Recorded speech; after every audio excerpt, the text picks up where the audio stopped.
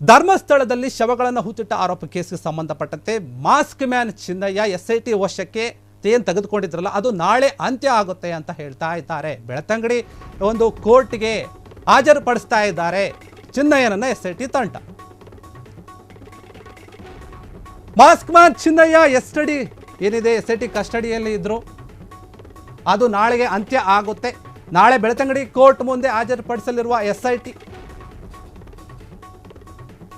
ಚಿನ್ನಯ್ಯ ವಾಸವಿದ್ಯಾ ಮಂಡ್ಯ ತಮಿಳುನಾಡು ಸ್ಥಳ ಮಹಜರು ಮಾಡೋಕೆ ಹೋಗ್ತಾ ಇದ್ರೆ ಅದೊಂದು ಬಾಕಿ ಇರುವಂಥದ್ದು ಹಿನ್ನೆಲೆ ಮತ್ತೆ SIT ಕಸ್ಟಡಿಗೆ ಕೇಳುವಂತಹ ಸಾಧ್ಯತೆ ಇದೆ. ಧರ್ಮಸ್ಥಳದಲ್ಲಿ ಶವಗಳನ್ನು ಹೂತಿಟ್ಟ ಆರೋಪ ಕೇಸ್ಗೆ ಸಂಬಂಧಪಟ್ಟಂತೆ ವಿಚಾರ ಇದು.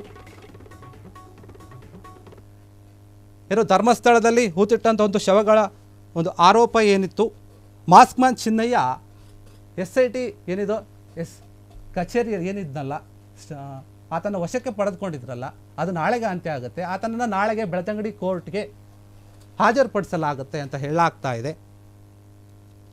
ಇನ್ನು ಚಿನ್ನಯ್ಯ ವಾಸವಿದ್ದಂತಹ ಮಂಡ್ಯ ತಮಿಳುನಾಡು ಸ್ಥಳಗಳನ್ನು ಸ್ಥಳ ಮಹಜರು ಮಾಡೋಕ್ಕೆ ಕೂಡ ಮುಂದಾಗಿರುವಂಥದ್ದು ಅದು ಬಾಕಿ ಇದೆ. ಅದನ್ನು ಮಾಡುವಂತಹ ಸಾಧ್ಯತೆ ಈ ಹಿನ್ನೆಲೆಯಲ್ಲಿ ಮತ್ತೆ SIT ಕಸ್ಟಡಿಗೆ ಏನಾದರೂ ತೆಗೆದುಕೊಳ್ತಾರಾ ಕೇಳುವಂತಹ ಸಾಧ್ಯತೆ ಇದೆ ಅಧಿಕಾರಿಗಳು. ಇದೇ ಒಂದು ವಿಚಾರವಾಗಿ ಇನ್ನೂ ನಾವು ತನಿಖೆಯನ್ನು ಮುಂದುವರಿಸಬೇಕು ಈ ಒಂದು ನಿಟ್ಟಿನಲ್ಲಿ ಅಂತ ಹೇಳಿ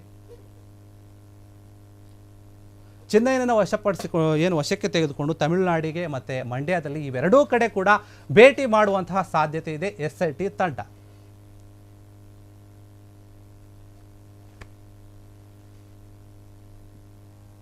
ಧರ್ಮಸ್ಥಳದಲ್ಲಿ ಈ ಒಂದು ಹೂತಿಟ್ಟ ಒಂದು ಕೇಸ್ ಏನಿತ್ತು ಆ ಕೇಸ್ಗೆ ಸಂಬಂಧಪಟ್ಟಂತೆ ಮಾಸ್ಕ್ ಮ್ಯಾನ್ ಚಿನ್ನಯ್ಯನನ್ನು SIT ಕಸ್ಟಡಿಗೆ ತಗೊಂಡಿತ್ತಲ್ಲ ಅದು ನಾಳೆ ಅಂತ್ಯ ಆಗುತ್ತೆ. ಅಂತ್ಯ ಆದ ನಂತರ ಏನಾಗುತ್ತೆ ಆತನ್ನು ಕೋರ್ಟ್ ಮುಂದೆ ಹಾಜರುಪಡಿಸ್ತಾರೆ. ಅಲ್ಲಿ ಏನಾಗುತ್ತೆ SIT ಅಧಿಕಾರಿಗಳು ಮತ್ತೆ ನಮ್ಮನಿಗೆ ಕಸ್ಟಡಿಗೆ ಕೊಡಿ ಎನ್ನುವಂಥ ಕೇಳುವ ಸಾಧ್ಯತೆ. ಯಾಕಂದರೆ ಆತ ಏನು ಹಿಂದೆ ವಾಸವಾಗಿದ್ದ ಆತನ ಮೇಲೆ ಒಂದು ವಿಚಾರಕ್ಕೆ ಸಂಬಂಧಪಟ್ಟಂತೆ ಆತನ ಮಾಜಿ ಹೆಂಡತಿ ಕೂಡ ಹೇಳಿದ್ದು, ಅವರ ಸಹೋದರರು ಕೂಡ ಕೆಲವೊಂದು ಹೇಳಿಕೆಗಳನ್ನು ಕೊಟ್ಟಿದ್ದು ಈತನ ವಿಚಾರವಾಗಿ ಈತ ಸರಿಯಿಲ್ಲ ಅನ್ನುವಂಥ ರೀತಿಯಲ್ಲಿ.